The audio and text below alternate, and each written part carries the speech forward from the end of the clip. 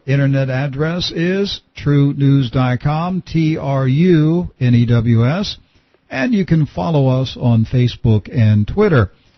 We are 15 months into the administration of Barack Hussein Obama, and questions still persist about whether Obama is a legitimate citizen of the United States of America. He is the only president in history that refuses to document his citizenship. Furthermore, we know very little about his past. His birth certificate is sealed, his passport is sealed, his school records from elementary school to college are sealed, and his health records are sealed. Is this information important? Yes. The Constitution requires that the president be a naturally born American.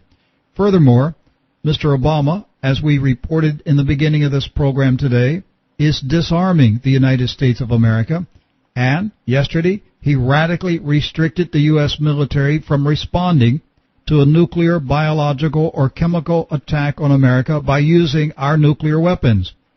I think it is in the realm of possibilities that we have a foreign-born communist planted in the White House whose assignment is to drastically weaken USA that will allow foreign powers to conquer this nation. Don't forget the photograph taken during the 2008 Democratic Party primary showing Hillary Clinton and New Mexico Governor Richardson with their hands over their hearts saying the Pledge of Allegiance.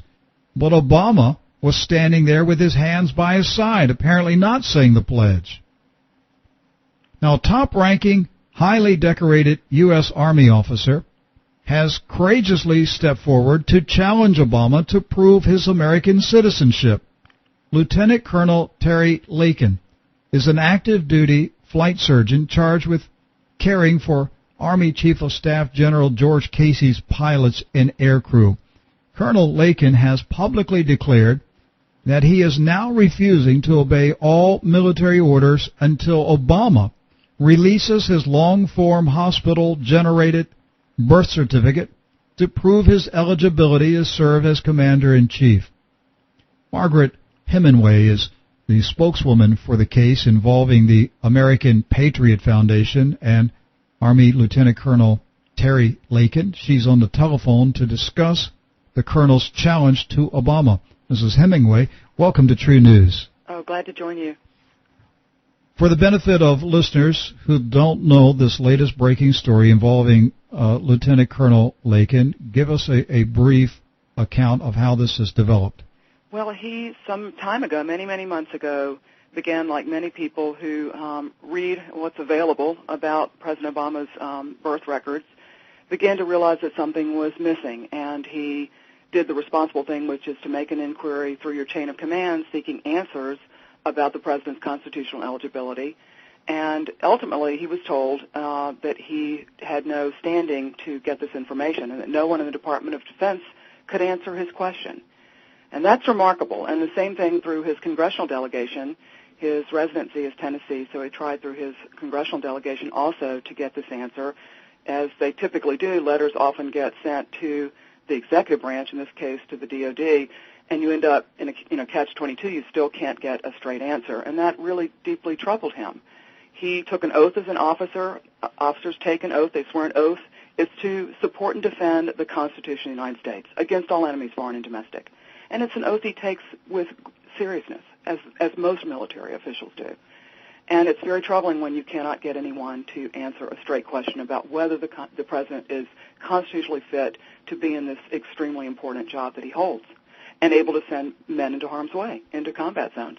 Margaret, this radio program, we talked about the lack of proof on Obama's citizenship throughout the 2008 campaign. We interviewed a number of people early in 2008 who were asking these questions. I've never seen a situation like this in my entire life. This is the most bizarre, odd thing I've ever seen regarding a president, that there are legitimate questions about where this man was born and who he is. What is his past? He's the mysterious man who doesn't have a past. What do you make of this? It's such a strange story. I mean, if somebody was spreading rumors on the internet that I wasn't an American citizen, I mean, I would nip it in the bud in a heartbeat and just bring the documents out and say, you're an idiot. What are you talking about? Absolutely. The proper thing to do is to legitimate yourself, is to show that you are constitutionally eligible to be in the job. That's the simple answer. It makes political sense to do so. So it's extremely perplexing that he would not, clear this up in a minute. It would take seconds to pick up the phone and call the authorities in the state of Hawaii and say, I order you to release my original birth certificate. That would take seconds.